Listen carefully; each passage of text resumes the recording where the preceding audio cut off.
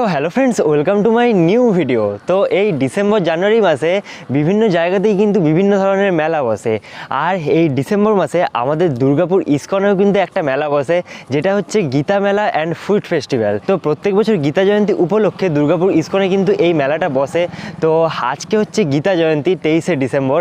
আর এই দুর্গাপুর ইসকনে কিন্তু এই গীতা জয়ন্তীকেও খুব ভালোভাবে সেলিব্রেট করা হয়। আর এই আজ থেকেই কিন্তু সেই ফুড ফেস্টিভ্যাল আর গীতা মেলাও শুরু হয়। তো আজকে আমি মন্দিরে যাচ্ছি, তো তোমাদেরকে এই ভিডিওতে আমি সেখানের সব কিন্তু ইভেন্টগুলো শেয়ার করব, কি কি প্রোগ্রাম হচ্ছে বা পুরো মেলাতে কি কি বসেছে সেগুলো দেখাবো। তো চলো যাওয়া যাক মন্দিরের সামনে। তো এখানে দেখতে পাচ্ছ মন্দিরের সামনে থেকেই কিন্তু বিভিন্ন ছোটোখাটো দোকান বসেছে। আর মন্দিরের ভেতরে মেন মন্দিরের যে মেলাটা সেটা বসেছে, আর তাছাড়াও বাইরেও কিন্তু ছোটোখাটো অনেকগুলোই দোকান বসেছে।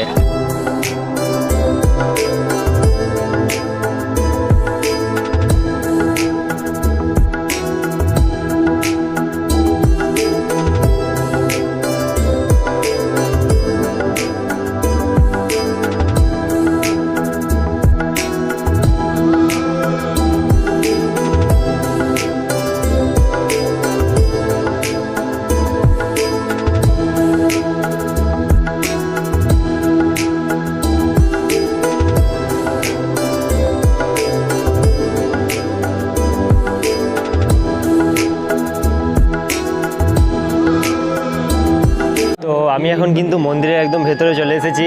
আর এখানে দেখতে পাচ্ছ আজকে গীতা জয়ন্তী উপলক্ষে কিন্তু বিভিন্ন অনুষ্ঠানের আর বিভিন্ন যজ্ঞের আয়োজন করা হয়েছে।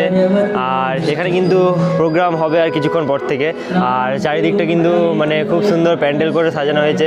আর তাছাড়াও এখানে কিন্তু ফুড ফেস্টিভ্যালের জন্য বিভিন্ন কাউন্টার বসছে। এখানে দেখতে পাচ্ছ এই সব কাউন্টারগুলো কিন্তু একদম মন্দিরের ফার্স্টের ওই দিক থেকে বসা শুরু হয়েছে।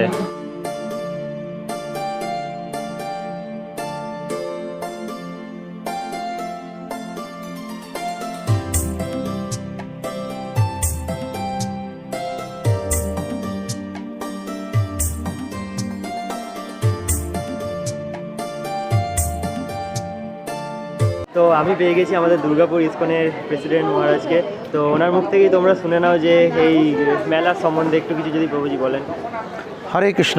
আজ থেকে 5225 বছর আগে কুরুক্ষেত্রের রণাঙ্গনে ভগবান শ্রীকৃষ্ণ আপামর জনসাধারণকে উদ্দেশ্য করে শ্রীমদ্ ভগবদ্গীতার এই বেদগুপ্ত জ্ঞান দান করেছিলেন। আবহমান কাল ধরে সেই গীতার জ্ঞান আজও প্রবাহিত হয়ে আসছে এবং কোটি কোটি মানুষের জীবনের পরিবর্তন আসছে এই গীতা পড়ে।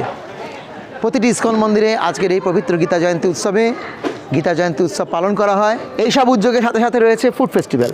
আপনারা দেখবেন যে আমাদের এখানে খাদ্য মেলারও আয়োজন করা হয়েছে। শুধু গীতা বললে লোকে আসবে না, তাই তাদের জন্য রসালো কৃষ্ণপ্রসাদের আয়োজন রাখা হয়েছে। নানান রকমের দেশ বিদেশির খাবার এখানে পাওয়া যাবে। চাইনিজ, ইটালিয়ান, বাংলাদেশি পিঠে, নানান রকমের আয়োজন। আজ থেকে আগামী 1 জানুয়ারি পর্যন্ত প্রতিদিন বাঁকুড়া, বীরভূম, পুরুলিয়া, পূর্ব পশ্চিম বর্ধমান, কলকাতা থেকে এলাকাভিত্তিক বিভিন্ন ভক্তরা আসবে এবং স্টেজ পারফরমেন্স করবে। সকাল 10টা থেকে রাত্রি 9টা পর্যন্ত সম্পূর্ণ গীতার ওপর কুইজ, গীতার ওপর শ্লোক আবৃত্তি, গীতার ওপর ড্যান্স, গীতার ওপর ড্রামা, ডিবেট, নানান কিছু গীতার ওপরই। সম্পূর্ণ এই 10 দিন আমরা গীতাময় হয়ে থাকব। আপনারা যখন আমাদের স্টলে যাবেন, গিয়ে দেখুন আমাদের স্টলগুলোর নাম দেওয়া হয়েছে। স্টল 18 অভিমন্য, স্টল 17 সাত্তকী, স্টল 16 মহারাজ শান্তনু, স্টল 14 কেশব। এরম চতুর্দিকে বিভিন্ন মহাভারতের থিম দিয়ে এই স্টলগুলো করা হয়েছে। বিভিন্ন জায়গায় গীতার সমস্ত শ্লোক লেখা রয়েছে। এইভাবে এই ইসকন গীতা মেলা 2023-এর উদ্যোগ নিয়েছে। আমি সবাইকে আহ্বান জানাই, দুর্গাপুরের বুকে এই এক অভিনব মেলায় আপনি আসুন, আনন্দ পাবেন। আর বলতেই ভুলে গেলাম, যারা 200 টাকার কুপন সংগ্রহ করবে তার জন্য রয়েছে লস অফ নেচার বা যেমন কর্ম তেমন ফল একটি বই উপহার। হরে কৃষ্ণ। ধন্যবাদ।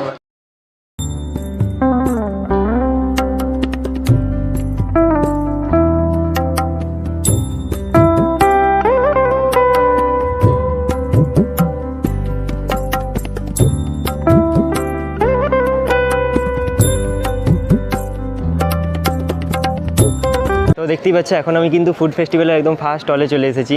তো এখানে কিন্তু মানে এই জায়গাটায় পুরো ফুড ফেস্টিভ্যালের আয়োজন করা হয়েছে। তো এইখান থেকে মানে স্টল শুরু হচ্ছে। আর দেখতেই পাচ্ছ সব মহাভারতের বিভিন্ন ক্যারেক্টারের নামে কিন্তু এখানের এই স্টলগুলোর নাম করা হয়েছে।